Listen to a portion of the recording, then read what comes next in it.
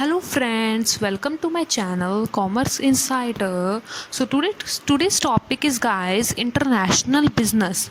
It refers to business activities taking place between two countries. Means इसका मतलब है business activity जो दो कंट्रियों के बीच में होती है. Next, nature of international business. Involvement of two country. Two countries are required to make international business meaningful and successful. So मतलब यहाँ पे दो कंट्रीज होंगी जो क्या करेंगी, इंटरनेशनल बिजनेस को मीनिंगफुल एंड सक्सेसफुल बनाएंगी.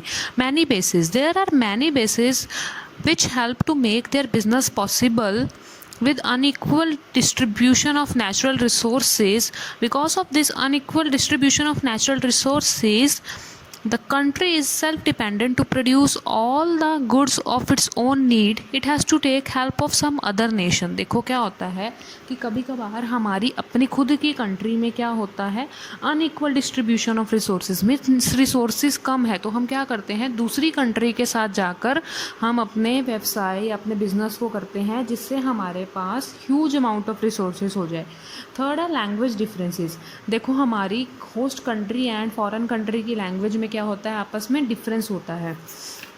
After that fourth, comparatively more risky. International business is more risky as compared to domestic business because there are more rules and regulations in it. जो international business है वो बहुत ज़्यादा risky है just because हमारे पास दो country involve हैं, तो दोनों कंट्री के laws and regulations भी क्या क्या होंगे, अलग अलग होंगे. That's why it's comparatively more risky than domestic business. Government intervention, देखो जैसे अभी बताया कि इसके लॉस क्या हैं, डिफरेंट है डिफरेंट कंट्रीज़ के. तो हमें अगर किसी भी कंट्री के साथ हम बिज़नेस में जा रहे हैं, इंटरनेशनल बिज़नेस कर रहे हैं, तो मेन हमें उस कंट्री के गवर्नमेंट के अप्रूवल की नीड होती है. तो there is government intervention. Payment in foreign currency. Every country has its own different currency. Arranging foreign currency is important feature. देखो क्या है, हर एक कंट्री की अलग अलग करेंसी है. लाइक इंडिया की रुपीज़ है, हमारी इन फॉरेन हम डॉलर, ये पाउंड्स, इन सब में डील करते हैं, यूरो.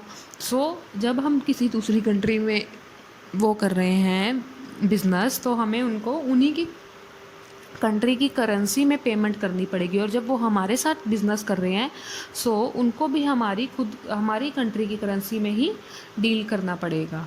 तो payment in foreign currency. Next है benefit of international business. Benefit of international business to nation. हमारे नेशन को क्या फ़ायदा है, अर्निंग ऑफ फॉरेन एक्सचेंज. देखो फॉरेन करेंसी और foreign exchange is important for every country. Foreign currency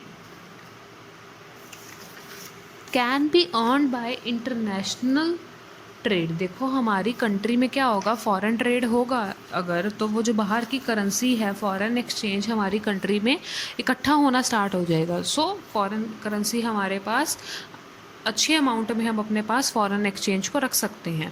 more efficient use of resources. Due to international business maximum utilization of natural resources is possible. जब हम international business में deal कर रहे हैं तो हमारी जितनी भी नेचुरल रिसोर्सेज हैं उसका हम अच्छे से यूटिलाइज कर पाएंगे.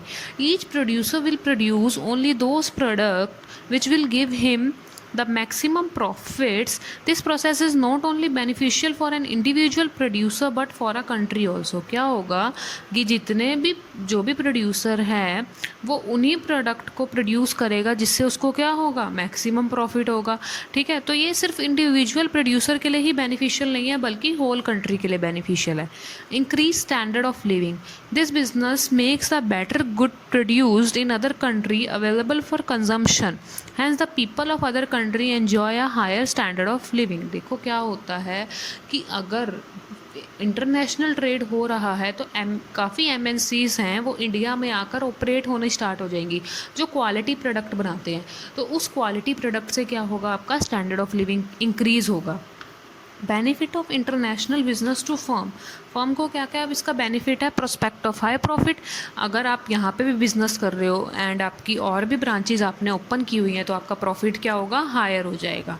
Prospects for growth. International business एक गुड ऑप्शन है फर्म को न्यू प्रोडक्ट स्टार्ट करने के लिए. Firm whose product start getting saturated in the local market, this firm can considerably improves prospect of their growth by entering into overseas market। क्या होगा, अगर आपकी यहाँ पे उस प्रोडक्ट की डिमांड क्या हो गई है, मैच्योरिटी स्टेज पे आ गई है, मीन्स डिक्लाइन हो रही है, तो आप क्या करोगे, जहाँ पे जिस भी इंटरनेशनल कंट्री में आपको लगता है कि वो प्रोडक्ट अच्छी तरह से आपका लोगों को अट्रैक्ट कर सकता है, कंज्यूमर को अट्रैक्ट कर सकता है, आप उसको उस कंट्री में सेल करना स्टार्ट कर दोगे।